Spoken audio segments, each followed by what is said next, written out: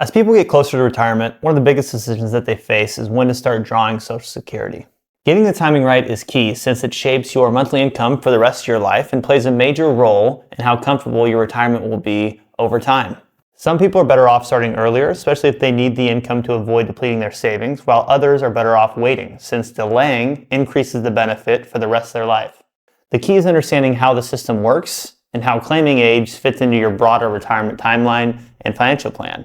In this video, we'll walk through what actually changes at each claiming age, how benefits are calculated, and the main factors to consider when choosing when to start drawing Social Security. The goal is to give you a clear, practical framework so you can feel comfortable when you decide to draw Social Security on your own. Hi, I'm Isaac Cardoza. I'm a wealth advisor here at Pacific Wealth Management, helping you make good financial decisions through sound management for a secure future. Before comparing claiming ages, it helps to have an understanding of how benefits are calculated. Social Security uses your highest 35 years of earnings adjusted to inflation to calculate your primary insurance amount, or PIA, which is the amount you receive at your full retirement age, FRA. For most people today, that age is 67. If you were born slightly earlier, your full retirement age may be 66 and a few months, but 67 is now the standard for anyone born in 1960 or later. Once your PIA is set, the timing of when you claim determines how much your monthly benefit will be. You can start drawing Social Security benefits as early as age 62, but doing so permanently reduces your benefit. For someone with a full retirement age of 67, claiming at 62 lowers the benefit by about 30%.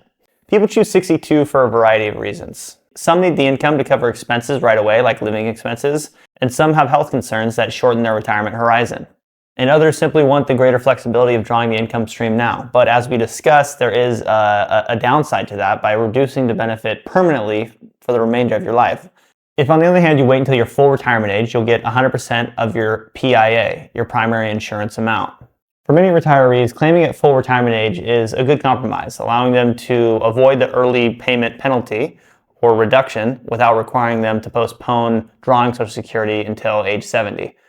Another option is to wait until age 70, in which case your benefit continues to grow through those delayed retirement credits. Between full retirement age and age 70, your benefit increases by roughly 8% per year. This means that someone with a full retirement age of age 67, claiming at age 70, increases their benefit by roughly 24%.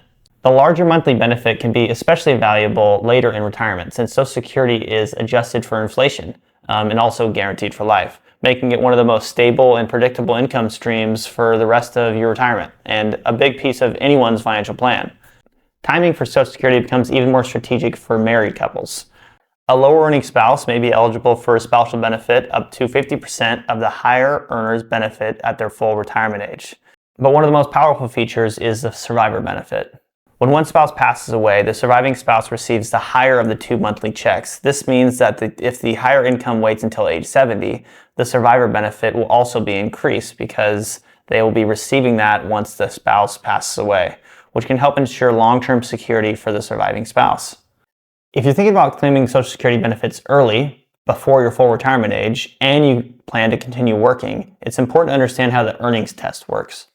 Before you reach full retirement age, Social Security sets an annual earnings limit. If your income goes above that limit, part of your benefit may be reduced or withheld temporarily. For 2026, the Social Security earnings limit test will be $24,480, and Social Security will be withheld for $1 in benefits for every $2 you earn over that amount. If you reach your full retirement age in 2026, that limit increases to $65,160, and the withholding rates become $1 for every $3 earned above that threshold, up to the month when you reach full retirement age. Once you reach your full retirement age, these earnings limits will go away, so you can earn as much as you want without having your benefits reduced. At this point, Social Security will also recalculate your benefits to credit back the months that were withheld when you were working prior to your full retirement age. Still, the earnings test will impact your short-term cash flow picture prior to full retirement age if you're still working, so it's important to plan around it. One of the advantages of Social Security is that it adjusts for inflation each year, which is called a COLA, a cost of living adjustment. For 2026, Social Security announced that a 2.8% COLA, cost of living adjustment, will apply to roughly 71 million beneficiaries starting in January of 2026. These increases may seem modest from one year to the next, but over time, the compounding effect can have a pretty meaningful effect, especially if you're starting with a higher monthly benefit.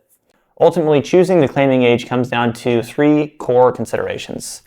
First, your health and longevity. Your health and family history play a major role in choosing when to draw Social Security. If you're healthy, expecting a long retirement, or come from a family where people routinely live into their 80s and 90s, maybe even hundreds, waiting longer can provide significant long-term value.